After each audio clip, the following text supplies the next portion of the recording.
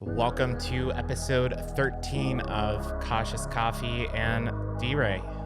You ready to go over some hot takes today? Sure, let's do it. Hot takes and hot cakes. And hot coffee. Roll the intro.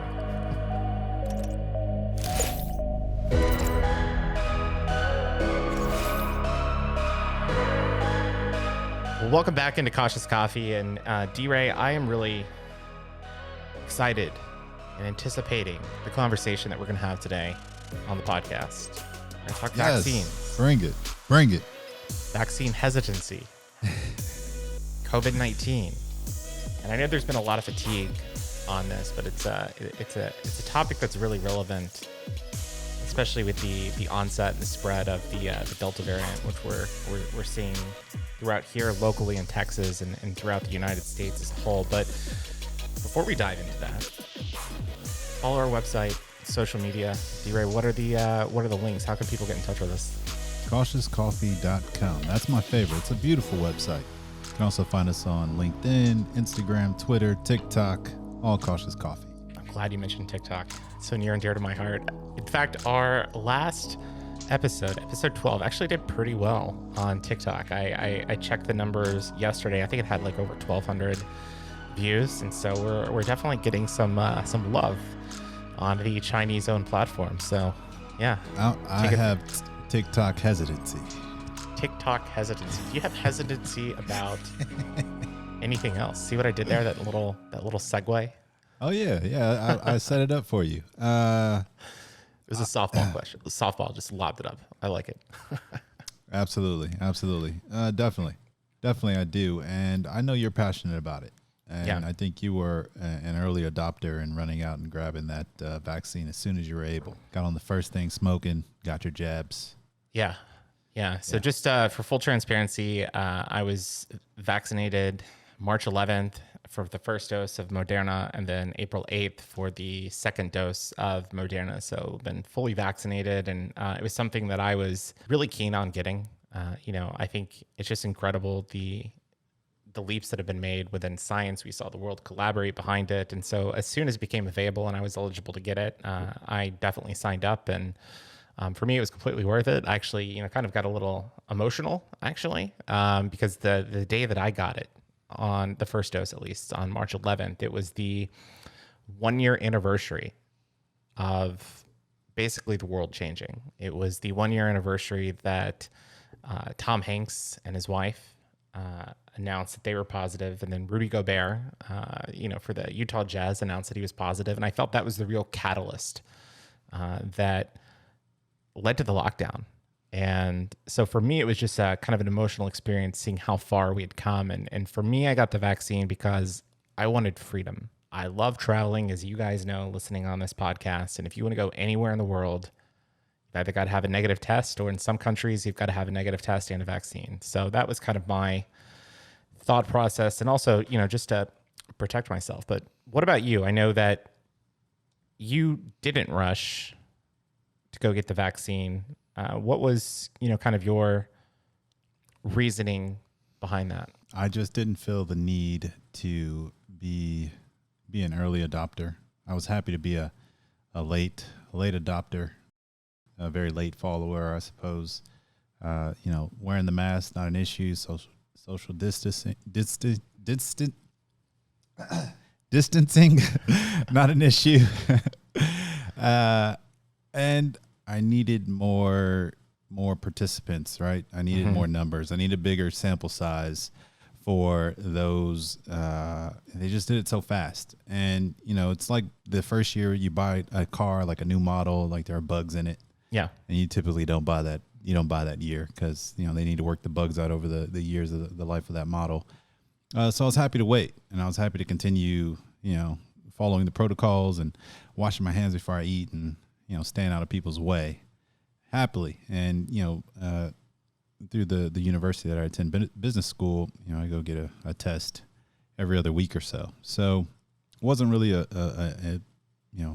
concern of mine to run out and get vaccinated. I did recently get my first dose of the Pfizer BioNTech vaccine, and I was just browsing the FDA's website, and they give you the disclaimer that the FDA hasn't approved this, and they gave an EUA, emergency use authorization, to use it. And I was just reading it over and looking at the trials of the participants, and it was 43,783 for the Janssen Biotech.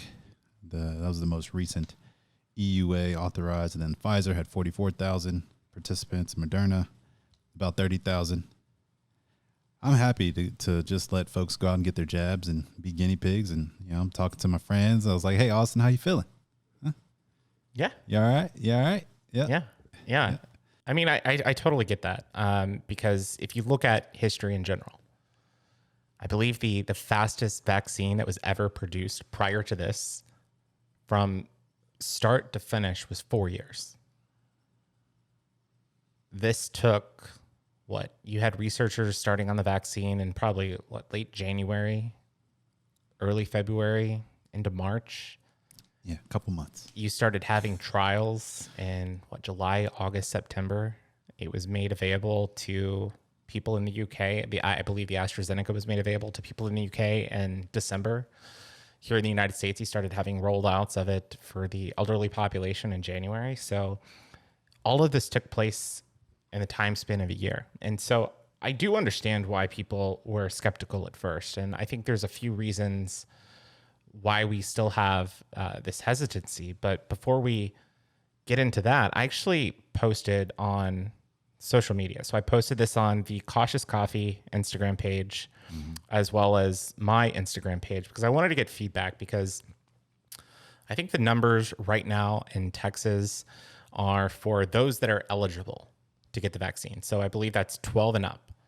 I believe the numbers are just over 50% vaccination rates. And that's lower than some other states. Texas is probably in the bottom third of that category. But I posted a few questions, and I said, we're recording an episode on vaccine hesitancy, and we want insights. We'll keep everything anonymous, so we're not going to, mention any names or anything like that.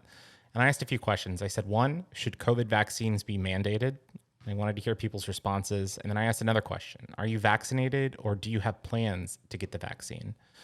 And on the Cautious Coffee Instagram account, 78% of respondents said that they're either vaccinated or have plans to get the vaccine.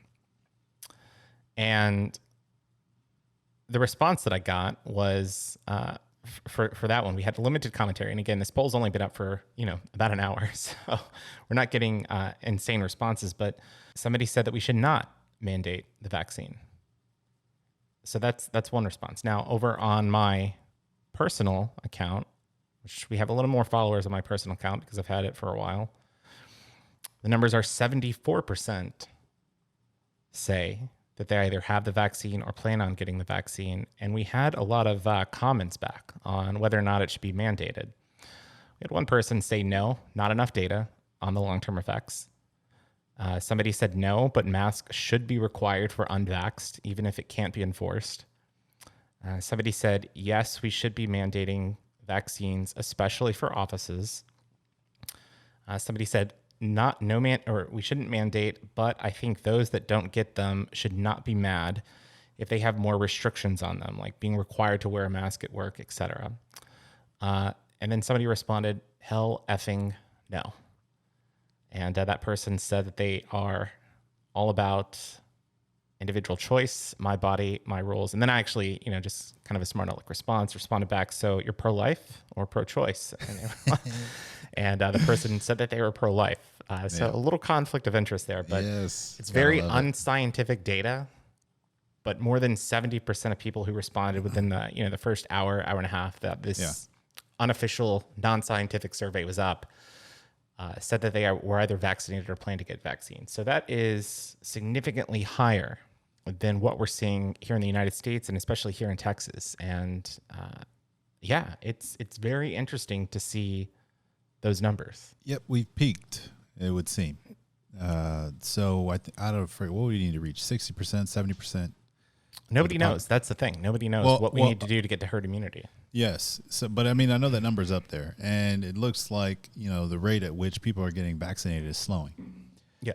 especially here in Texas, especially here in the Houston area, which is going to have some very interesting implications even in the markets, right? So, we have like a chicken and the egg type of situation where folks want to go out and socialize. You have the demographic between 20 and 39. They're the ones that are out socializing more, and they're also the ones getting more infected. The ones that are spreading it too. Yeah. It's like, okay, well, things start shutting down again, or just, folks are impacted negatively in one way or the other, and it's going to affect, your ability to earn and make a living. So, these things you need to take into consideration. And even if you think about, outside of yourself, think about the world, where there are folks that would, they'd give a big toe on their right foot to get a vaccine. And here in the first world, we're like, I opt out. So it's tough. I'm all about personal choice too, but we have to understand, we wear our seatbelts for a reason. We mitigate certain risks, and although that brings up a good point, there are other things that'll probably kill you quicker than COVID will. I look at the hesitancy in my family. My parents had no intentions really on getting the vaccine. It's not because they're anti-vaxxers or anything like that. It's like my dad had a bad experience with shots when he was a little bit younger. I guess his mom lost his shot record, and when they moved from California to Texas, he had to get all of his shots at once. And I guess he had a lot of side effects and passed out maybe. I don't know all the details to it, but he's been hesitant since then. Yeah. My mom, she has a history of blood clots. And she was nervous after hearing the news that the Johnson & Johnson vaccine had, I guess, in rare situations, produced harmful blood clots. And I think the number, it was like 1 in 1 million, roughly, 1 in 900,000 of people that got the J&J vaccine had this like rare form of blood clots. And so my mom was concerned about that, thinking that she was at risk. But I think part of the hesitancy has come from the media and how they're reporting this. And I also think it comes down to doctors as well, not communicating it effectively that this vaccine is safe and that it has gone through, although the vaccine is new, the science behind mRNA vaccine is not new. This has been something that's been well researched. And then, this is something the entire scientific community was working on. I mean, we've never seen collaboration at this scale, for a medical event like in our history. So I had a conversation with my mom prior to her starting a new job.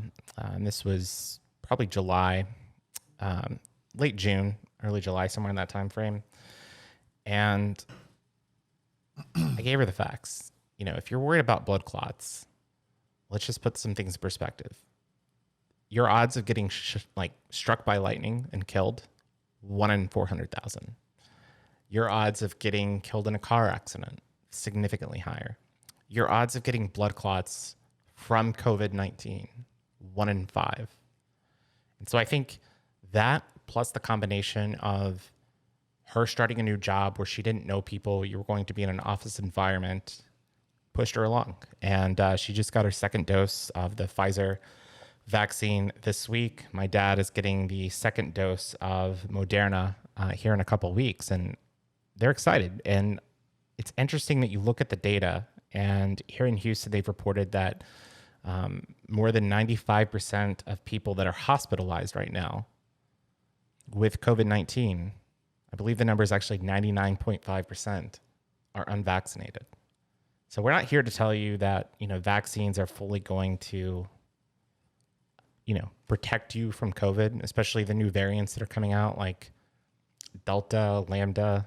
I don't know. You got to know all the Greek alphabet, but I think it significantly reduces your risk of hospitalization and having, maybe long-term effects. But that's just kind of my take is we have, mandatory vaccines that you have to get for school, right? To go to college, to go to high school, at least at public schools. I don't know if the private schools are all like that.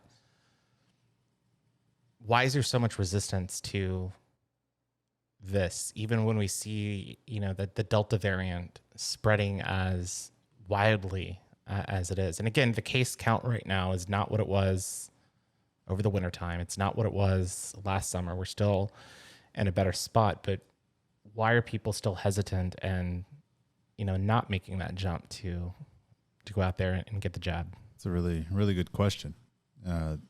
We have the narrative it's kind of scary, how it's sensationalized. And then there's, we had a previous administration that was a little sketchy on it. Wait, Trump was sketchy?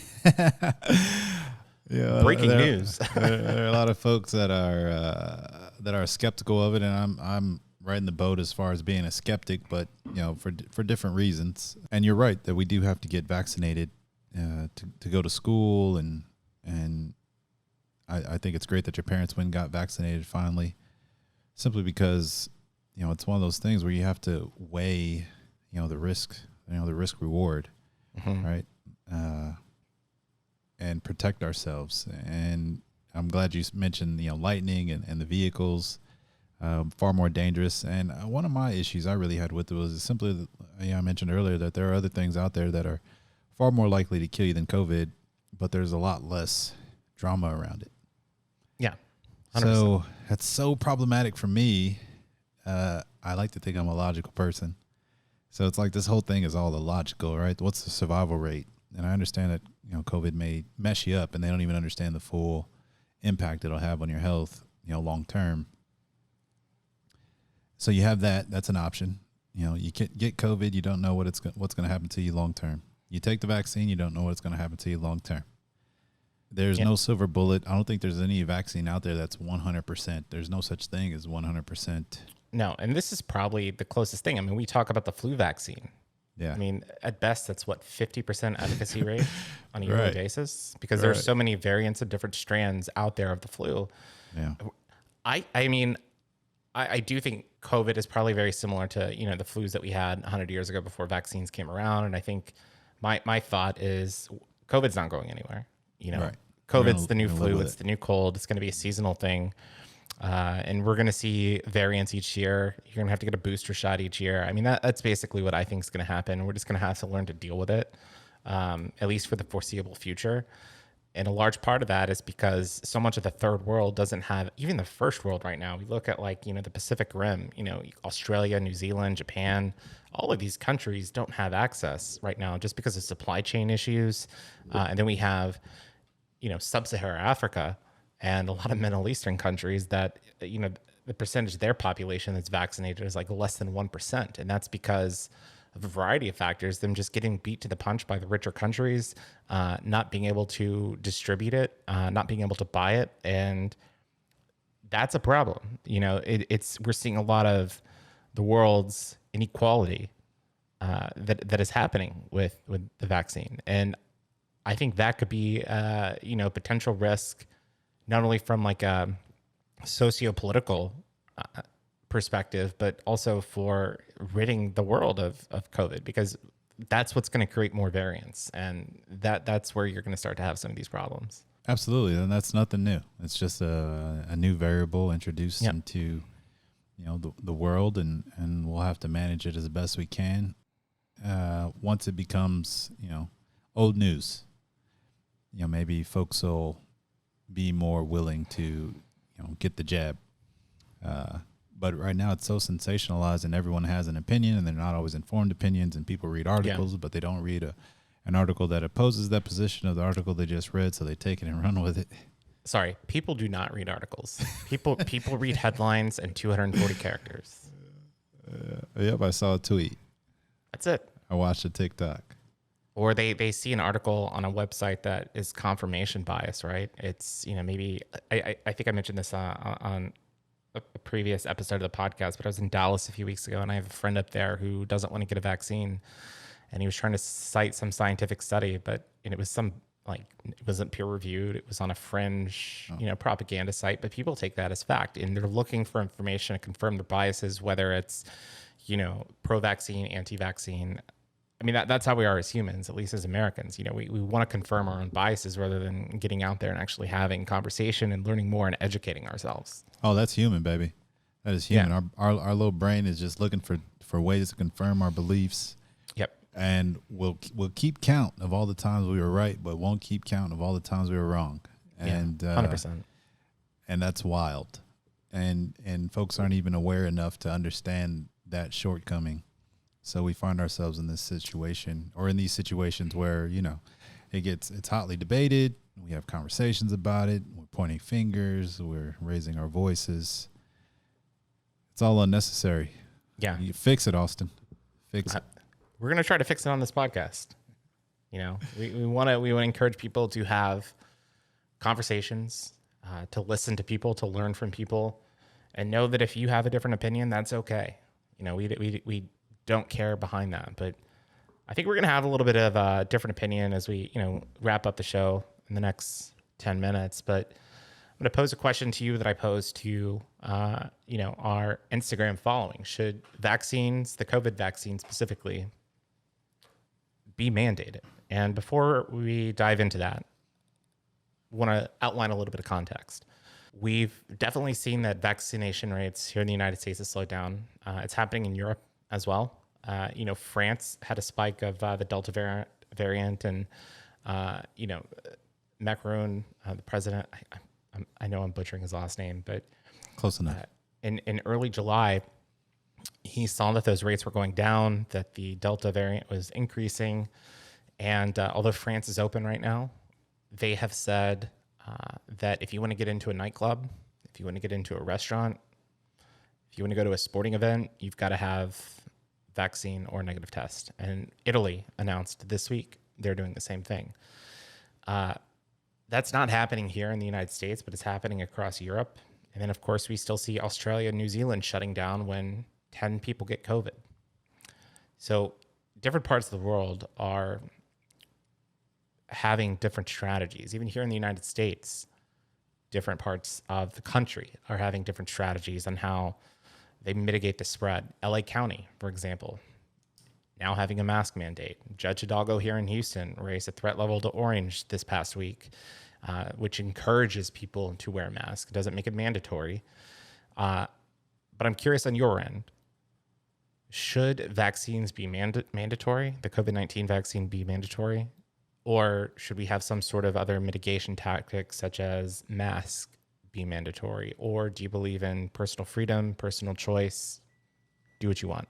Personal choice, personal freedom. Do what you want. What's the survival rate of COVID? It's pretty high. Yeah, I mean it's what is it?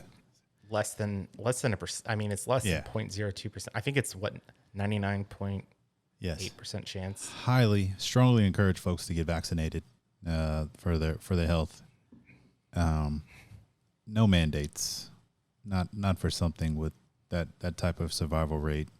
It's just like encourage people to wash their hands, but you can't necessarily make them. Can't go in the bathroom And I hate going to a restaurant or a bar and you go in there, wash your hands, and you see like the wait staff and they're in the bathroom too, and then they just leave and go straight out. I'm like, oh my God. Katie, we're leaving. We're not eating this food. Yeah.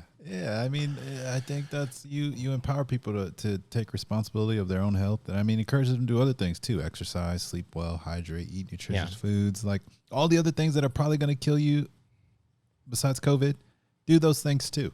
Encourage people to do those things too, not just, just raise the issue about folks running and make them go get vaccinated. Well, make people hit that treadmill too then while you're at it. So I'm kind of torn here. I've kind of got two takes. So I, very similar to you, believe that people can do whatever they want, right? But as long as it starts to impact me and my freedom, that's where I draw the line. And I think some of the selfishness of people, like I understand you being hesitant because you're, and even the first person who responded saying that they wanted more data on long-term effects of the vaccine. I get that, right? But if you're just anti-vaccine, period, right? And I know people that are like that refuse to get any sorts of like booster shots or anything that's required for school, and they try to cite like religious or personal beliefs, which is complete bullshit. Not backed by science. It's just, this Trump thing, this Trump mentality. I think when you start doing something that impacts my freedoms, that's when I get pissed off. I don't think the government should mandate it, but I certainly think businesses should either mandate it or force you to wear a mask when in the office place. And I know that some businesses that are reopening right now are requiring such policies. I think the NFL has actually taken an interesting approach. They are not requiring any other football players to get the vaccine, but they have sort of incentivized you to get the vaccine because this past week they announced that if your team has to forfeit a game, or it has to, to miss a game because of somebody that doesn't have a vaccine, you have to forfeit that game. You get a loss, which means you might not make the playoffs. And not only that, but here's the kicker. Nobody from either team gets paid for that game that they missed. So you're potentially taking millions of dollars away from 56 guys on each team, plus the coaching staff. DeAndre Hopkins, former Texans wide receiver, now plays for the Arizona Cardinals, sent out a tweet on Thursday that was deleted, saying that he was maybe reconsidering his future in the NFL because of this ruling. Because he deleted that and then put out another tweet about freedom and asking that question. America. And then Friday afternoon, 2 NFL teams fired assistant coaches because they refused to get the vaccine. New England Patriots and the Minnesota Vikings fired coaches, assistant coaches. Wow. So that's a very bold stance. I mean, we haven't seen that in the NBA, Major League Baseball. Now, we've seen that with Methodist Hospital here in Houston, firing nurses who refuse to get the vaccines, and it was taken to court. Ultimately, it was thrown out. But I think businesses should set harder standards, higher standards, whatever that term is, to incentivize people. Like, hey, if you want to participate, you got to have the vax or you got to have a mask, because they've got to look out for themselves, right? And yeah, I agree with that. They're losing money if people aren't able to work because they have COVID. Yep. So you've got to look out for your bottom dollar. And I think that is where you start to incentivize people. One more thing. I know I'm on a rant. Go Austin.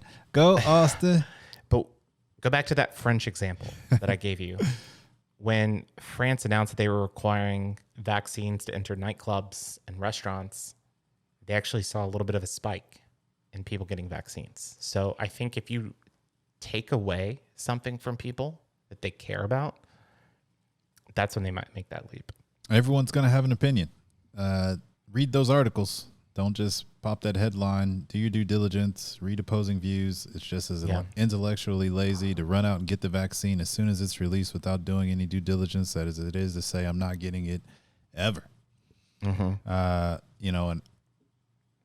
Be willing to entertain that possibility, because after all, I think most babies get vaccinated.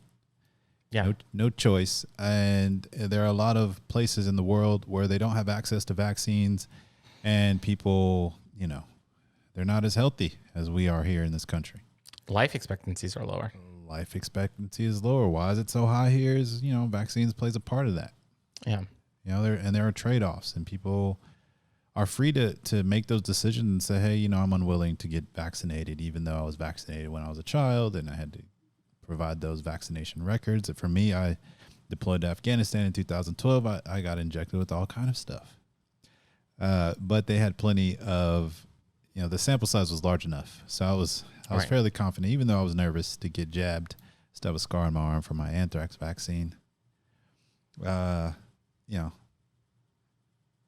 still here. I'm in good health. Austin, you're in good health.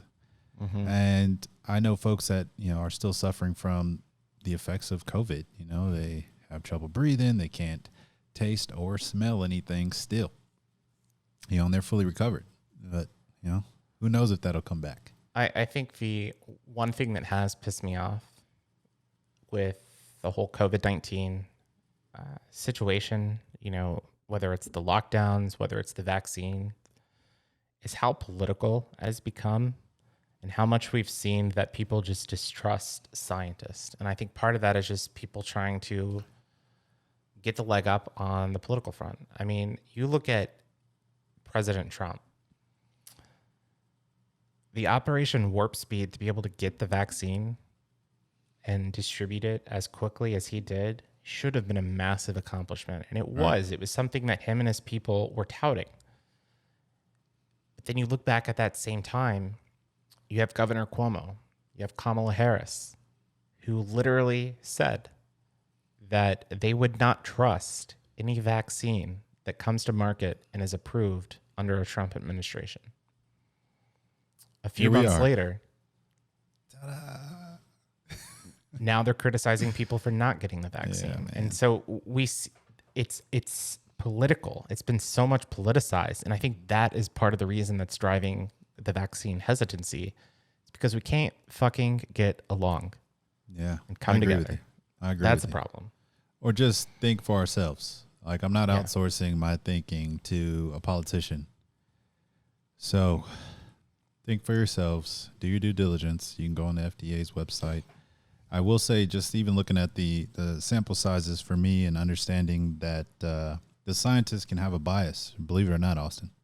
Oh, 100%. Right, where 100%. where their sample sizes will get them in trouble, and the results of their studies will be off or skewed or something. Just, and just the time they're in a rush, they're under pressure.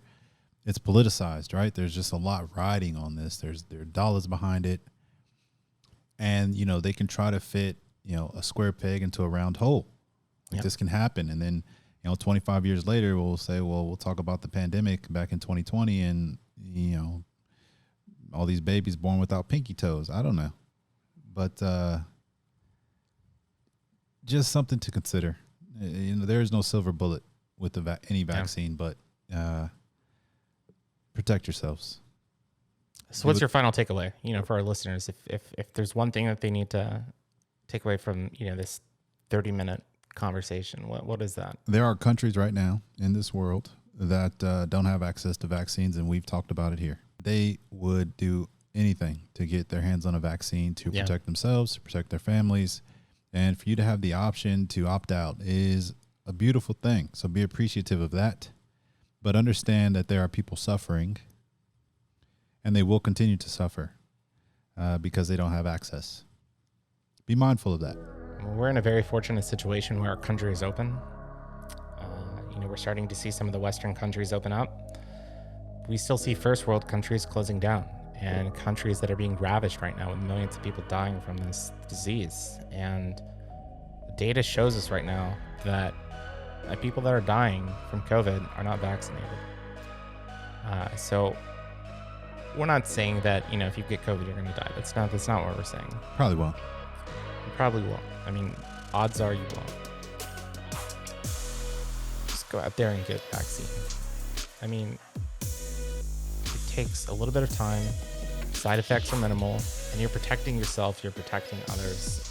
And I think it gives you more access and freedom to do more things, because I think restrictions are not over. I think they probably should be over in this country, but I think there are going to be more restrictions coming in place. And if you don't want that, you can be part of the solution. You can go out there, get vaccine, lower the numbers, and then, I think you can be part of the solution. And heck, the biggest takeaway that I had is if you want to travel anywhere globally, like to Europe, Asia, you're going to need the vaccine anyways. So one last thing. Don't be anti-vax and anti-mask. Yeah. And I'm leaving it at that. That's good. I like it. Well, DeRae, interesting conversation. I think we disagreed a little bit on some things, which is maybe a first for Cautious Coffee, 13 episodes in. But we just want to thank everyone for continuing to listen and support this podcast. And again, if you can, just visit our website, cautiouscoffee.com, for more information. Also, you can follow us on social media. Just search Cautious Coffee on all of the platforms there. And if you want to buy some merch, check out the Patreon. But DeRae, it's been fun. Episode 13, Cautious Coffee, is in the books. Tagged and bagged. Till next time. See ya.